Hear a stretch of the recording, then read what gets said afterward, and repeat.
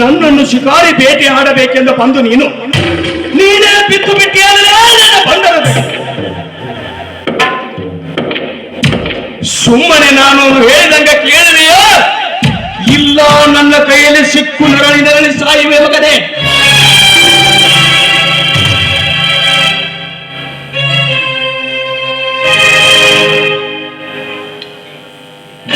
ಗೌಡ,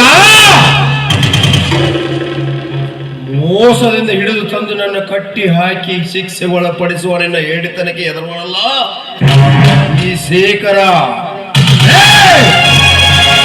ನಿನ್ನ ಒಂದೇ ಪ್ರಶ್ನೆ ಏಕೆ 1000 ಪ್ರಶ್ನೆ ಕೇಳಿ ಹೇಳಲು ತಯಾರಾಗಿದ್ದೇನೆ ಮಗಳು.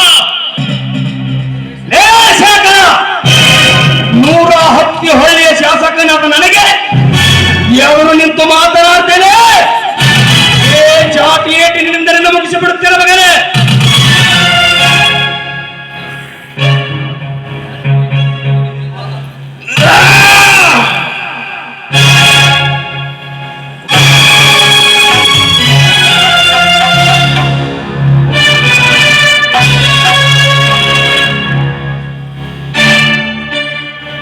ನೀ ಬೀಸುವ ಚಾಟಿ ಏಟೆ ಒಂದೇ ಹಾಕಲಿ ನಾಯಿ, ನಿನ್ನ 1000 ಚಾಟಿ ಏಟು ಇಡೀ ನನ್ನ ದೇಹವನ್ನು ಲೂಟಿ ಮಾಡಿದರು ನಿನಗೆ ನೀಟಾಗಿ ಉತ್ತರ ಕೊಡುತ್ತೇನೆ. ಹೇಳಿ ಪ್ರಶ್ನೆ ಯಾವುದು? ನನ್ನ ಮಗಳ ಮನೆ ಗೆದ್ದು ನನ್ನ ಬ್ಲಾಕ್ ಬೋರ್ಡ್ ತುರುಗು ಮಾಡಿದವರು ನೀವೇ. Blackboard? ನಿನ್ನ ಬ್ಲಾಕ್ ಬೋರ್ಡ್ ಮಣ್ಣು ಹಾಕಾದ ಎಂದ್ರೆ ನನಗೇನು ಗೊತ್ತಿಲ್ಲ. ಮರ್ಯಾದೆಯಿಂದ ಅವಳನ್ನು ಬಿಡುಗಡೆ ಮಾಡಿ ಅದನ್ನು ನನ್ನ ಕೈಯಲ್ಲಿ ಕೊಟ್ಟರೆ ಸರಿ, ಇಲ್ಲದಿದ್ದರೆ ನನ್ನ ಲಾಠಿ ಚಾರ್ಜ್ ತೋರಿಸಬೇಕಾಗುತ್ತದೆ ಮಗನೇ. ಗೌಡ, ಆ ನಿನ್ನ ಕಾಕಿ ಬಟ್ಟೆ ಒಂದೇಕೆ ವಿಧಾನಸೌಧದಿಂದ ನಿನ್ನ ಇಡೀ ಸರ್ಕಾರವೇ ಎದ್ದು ಬಂದರು. ಗಂಡು ನಾನಲ್ಲ. ಯಾಕೆಂದರೆ ಏಟು ತಿಂದ ಹುಲಿಗೆ ಬೇಟೆ ಆಡೋದು ಗೊತ್ತು, ಬೇಟೆ ಹೊಡೆಯೋದು ಗೊತ್ತು.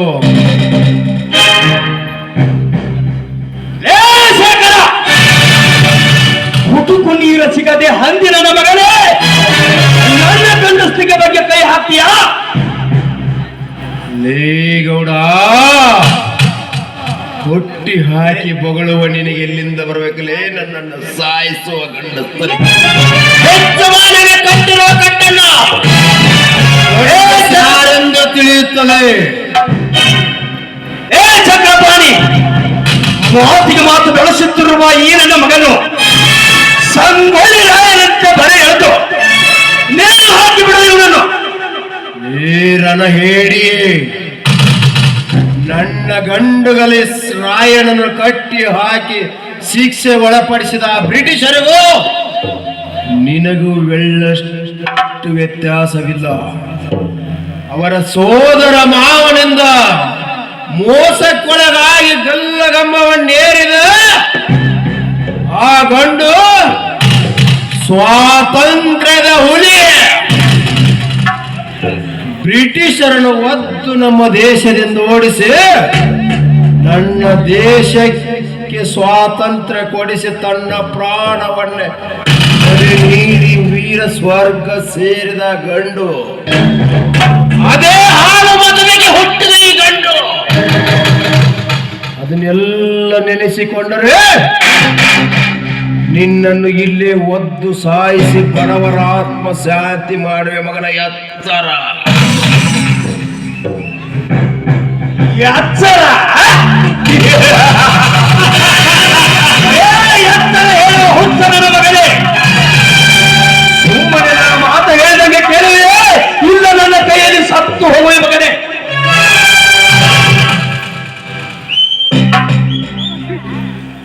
ಲೇ ಗೌಡ,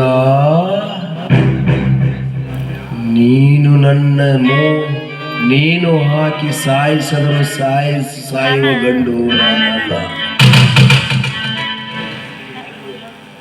ನೀನು ನೀನು ನನ್ನೊಂದಿಗೆ ಹೋರಾಡುವ ಗಂಡಸೇ ಆಗಿದ್ದರೆ ಬಿಚ್ಚಿ ನೋಡು ಈ ಸರಪಳಿಯನ್ನು, ಆಮೇಲೆ ತಿಳಿಯಲಿ ನಿನ್ನ ಗಂಡಸ್ತನ. ಕಟ್ಟಿ ಹಾಕಿದರೆ ಸೊಕ್ಕು ತೀರದು ಈ ನನ್ನ ಮಗದು. ಇವನನ್ನು ಸಿಂಧೂರು ಲಕ್ಷ್ಮಣಂತೆ ಗುರಿ ಇಟ್ಟು ಸಾಯಿಸಬಿಡಬೇಕು. ಲೇ, ಒಳ್ಳೆಯ ಮಾತಿನಿಂದ ಹೇಳುವೆ, ಇಲ್ಲ ನಿನ್ನ ಗುರಿ ಇಟ್ಟು ಸಾಯಿಸಿಬಿಡದ ಮಗನೇ. ಸತ್ತರು ಅವರಂತೆ ಸತ್ತು ವೀರ ಸ್ವರ್ಗ ಸೇರುತ್ತೇನೆ ವಿನ ಅದನ್ನು ಕದಿಯದೆ ಕದ್ದಿದ್ದೇನೆಂದು ನಿನ್ನ ಬೆದರಿಕೆಗೆ ಹೆದರಿ ಒಪ್ಪಿಕೊಳ್ಳುವುದಿಲ್ಲ. ಹಾಗಾದರೆ ಸಹಿಸಿಕೋ ಮಗನೇ, ನಿನ್ನ ಮನೆ ದೇವದ.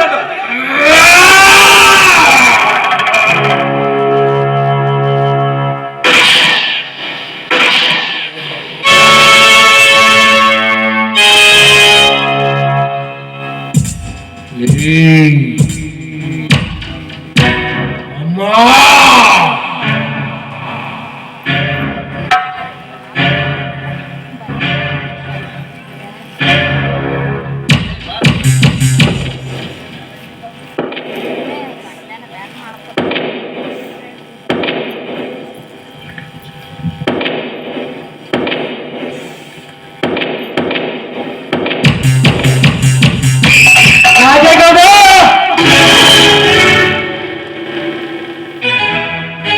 ಚಕ್ರಪಾಣಿ, ಏನಾದ್ರು ನನಗೆ ಕಿರುತು ಆಡಲಿಕ್ಕೆ? ಗೌಡ, ನಿನ್ನ ಎದೆ ಉಪ್ಪಿಸಿ ಎಳೆದಾಡ್ತೇವ ನಿನ್ನನ್ನು ಗುಂಡಿಟ್ಟು ಕೊಲ್ಲಲಿ. ಇಲ್ಲ, ರಾವಣ ವ್ಯಾಪ್ತಿಯನ್ನು ನುಗ್ಗಿ ಅವನನ್ನು ಕಲಾಸು ಮಾಡಿ ಪಂಡ ಶಾಸಕನಾಗಿ ಎದೆ ಉಪ್ಪಿಸಿ ಮೇರ್ದಾಡುತ್ತಿರುವ ನಿನ್ನ ಎದೆ ಗುಂಡಿಗೆ ಸಿಡಿದು ಹಾಕಲೇ.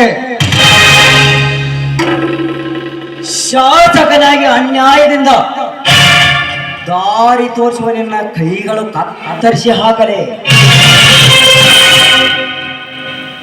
ಬೆಟ್ಟದಲ್ಲಿ ಬೊಗಲೆದ್ದ ನಿನ್ನಗಾಗಿ ಮಸಿದುಕೊಂಡಿರುವ ನನ್ನ ಆತ್ಮಕ್ಕೆ ಶಾಂತಿ ಸಿಗಬೇಕಾದರೆ ನಿನ್ನ ಬಿಸಿ ರಕ್ತ ಕುಡಿಯಲೇಬೇಕು. ಹೇಳಿದೆಯೇ ಹೇಳು.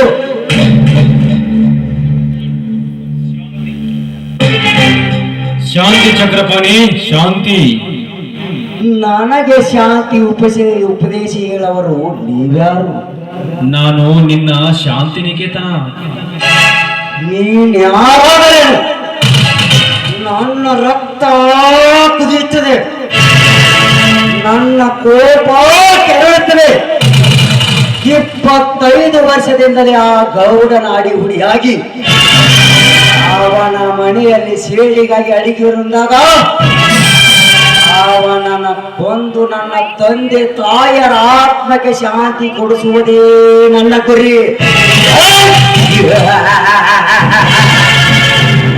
ಹುತ್ತ ಈ ಗೌರವನ್ನು ಕೊಂದು ಬಿಟ್ಟರೆ ನಿನ್ನ ಸೇಡು ತೀರಿತೆ, ಆಸೆ ಈಡೇರಿತೆ. ಏನೂ ಇಲ್ಲ, ನೀನು ಇವನೊಂದಿಗೆ ಕೂಡಿ ಇನ್ನೂ ಮಾಡಬೇಕಾದ ಕೆಲಸ ಬಹಳ ಇವೆ. ಅದಕ್ಕಾಗಿ ಬೇಗ ತೆಗೆದು ಹಾಕು ನಿನ್ನ ಹಠಮಾರಿತನವನ್ನ. ಹೌದು ಹೌದು, ಸಂಪೂರ್ಣ ನನ್ನ ಸೇಡು ತೀರಬೇಕಾದರೆ ಮೊದಲ ಗೌಡನಿಗೆ ನಾನು ತಿಳಿಯಬೇಕಾದರೆ ನಾನು ಶಾಂತಿಯಾಗೇ ಇರಬೇಕು. ಗೌಡ್ರೆ, ಗೌಡ್ರೆ, ಯಾಕೆ ಚಕ್ರಪಾಣಿ? ಯಾವಾಗ ಮುಗಿತಂದೆ ಏನು ಇಲ್ಲ ಗೌಡ್ರೆ, ಈ ಶೇಖರನನ್ನು ಸಾಯಿಸಬೇಕೆಂದು ರೋಷ ಕಂಡಿದ್ದೆ. ಆದರೆ ಇವನನ್ನು ನಾವು ಸಾಯಿಸೋದು ಬೇಡ. ಯಾಕಂದರೆ ಇವನು ಕಟ್ಟಿಸಿಕೊಂಡು ನರಳಿ ಸಾಯಲಿ. ಆಮೇಲೆ ಲಕ್ಷ್ಮಿ ಬಂದು ಅವನ ಉಳಿಸಿಕೊಂಡು ಹೋಗಲಿ. ಬನ್ನಿ ಹೋಗೋಣ.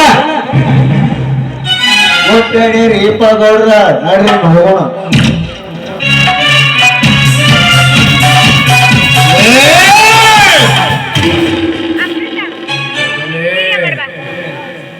ವೀರ್ಯ ಮಾಡಬ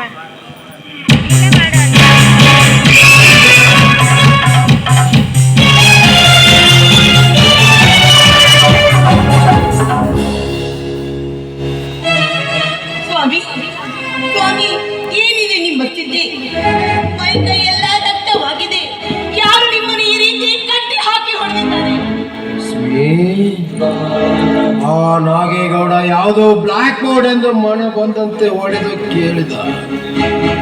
ನಾನು ಕದ್ದಿರುವೆನೆಂದು ಬೊಗಳೆ ಮನಸ್ಸೋ ಇಚ್ಛೆ ಹೊಡೆದ. ಏನು ಬ್ಲಾಕ್ ಬೋರ್ಡ್ ಕದ್ದವರು ನೀವೇ ಅಂತ ತಿಳಿದುಕೊಂಡು ಆ ಗೌಡ ನಿಮಗೆ ಈ ರೀತಿ ಚಿತ್ರ ಹಿಂಸೆ ಕೊಟ್ಲಿ?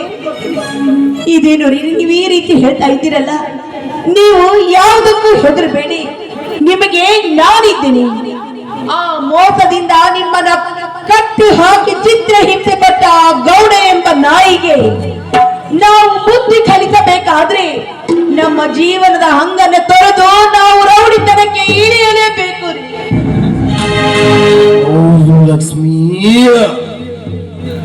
ಇನ್ನ ಮುಂದೆ ಅದೇ ನಮ್ಮ ಗುರಿ. ಸರಿ, ಹಾಗಾದ್ರೆ ನಿಮ್ಮ ಮೈಯಲ್ಲಿ ವೀರ ವಂಶಸ್ಥರ ರಕ್ತ ಹರಿತಾ ಇದ್ರೆ ನೀವು ಈ ಸಮಾಜದ ವೀರ ಶೂರ ಗಂಡಸೇ ಆಗಿದ್ರೆ ಆ ಗೌಡ ಕಟ್ಟಿ ಹಾಕಿದ ಪರಂಪರೆಯನ್ನ ಹರಿದು ಹಾಕಿ ನೀವು ಕಾಲು ಕೆದರಿದ ಹುಲಿಯಾಗಿ ಹೊರಗೆ ಬರ್ರಿ.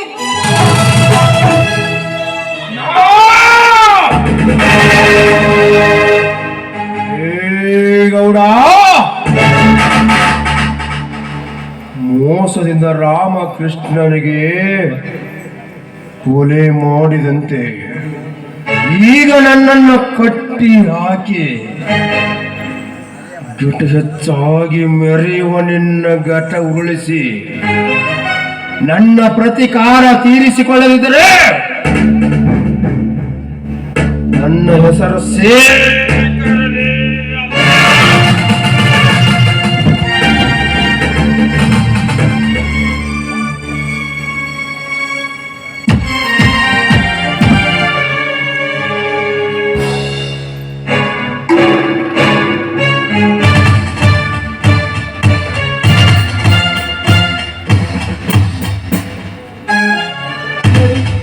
ಮುಂದೆ ಏನ್ ಮಾಡ್ಬೇಕು ಅಂತ ನಾನ್ ನಿಮ್ಗೆ ಹೇಳ್ಕೊಡ್ತೀನಿ. ನಡೆಯಿರಿ. ನಡೆ ಲಕ್ಷ್ಮಿ, ಹೋಗೋಣ ವಿದ್ಯಾ ಸಂಗ್ರಾಮಕ್ಕೆ.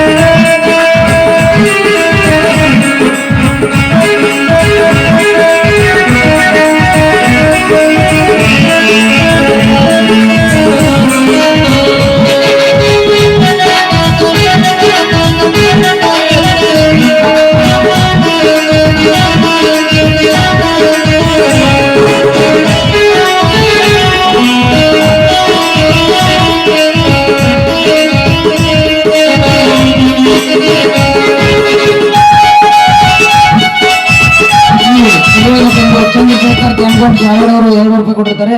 ಆ ಮನೆಗೆ ತುಂಬ ಅಭಿನಂದನೆಗಳನ್ನು ಸಲ್ಲಿಸ್ತೇವೆ. ಚಂದ್ರಶೇಖರ್ ಗಂಗೋನ್ ಸಾರವಾಡ 200 ರೂಪಾಯಿ ಕೊಟ್ಟಿರ್ತಾರೆ ಕಂಪನಿಗೆ. ವಿಡಿಯೋ ಮಾಡು.